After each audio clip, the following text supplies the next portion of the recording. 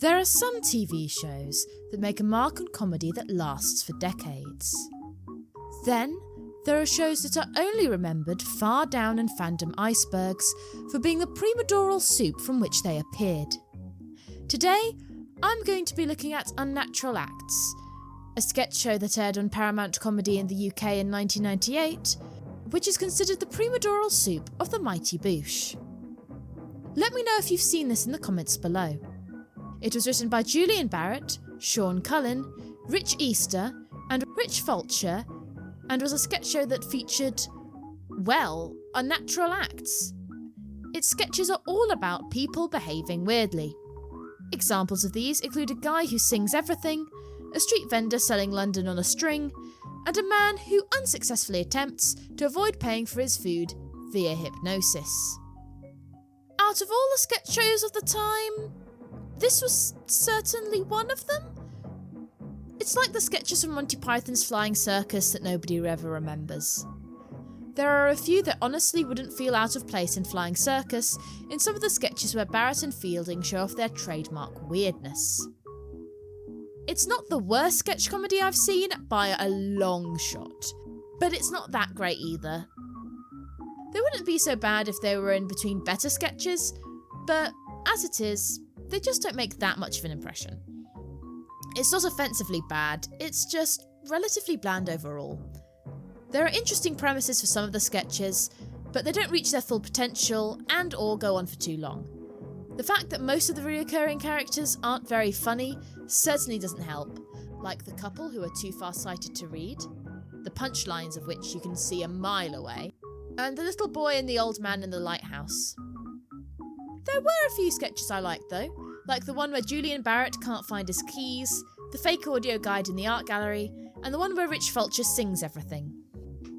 To Boosh fans, the most significant contribution of this show, apart from the introduction of Rich Fulcher to Julian Barrett and Noel Fielding, is the creation of two regular characters, zookeepers Alan and George, having bizarre conversations. Some of the material even found its way into the mighty Boosh.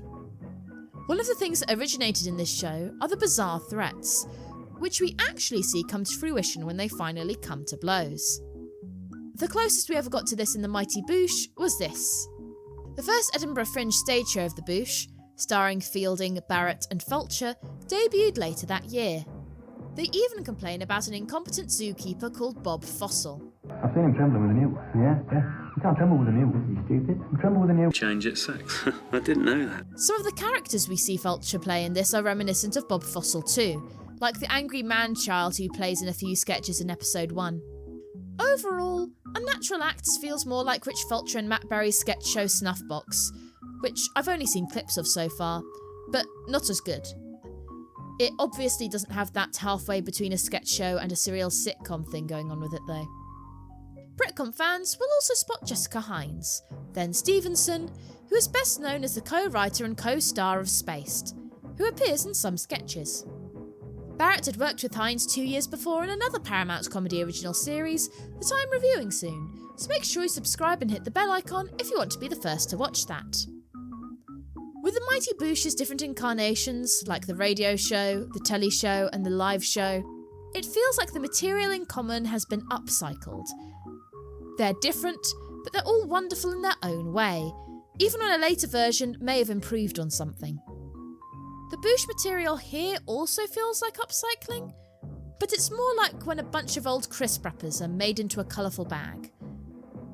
Even the lighthouse gag with a little boy pretending to be wind doesn't work as well, despite being essentially the same routine, because Vince and Howard have such a strong character dynamic. It might be worth a watch if you're a fan of the mighty Boosh, but I'd still say that the whole series isn't really worth your time. Unless you just really want to be weirded out by Julian Barrett without a moustache. As far as I can tell, it hasn't been released to any home media, which, considering what I thought of it, is probably for the best. But if you do want to seek it out for yourself, there are VHS recordings of the original broadcast that have been uploaded to YouTube. Again, it's not the worst comedy I've ever seen by any means, but it feels like a very, very early stage in the evolution of the talents of those involved. I'm not likely to rewatch it anytime soon, if ever, but I'm glad it exists regardless. If you want to watch another video about the mighty Boosh, you can watch my review of ADBC, starring Julian Barrett, Matt Berry and Richard Ayoade, right here. See you soon!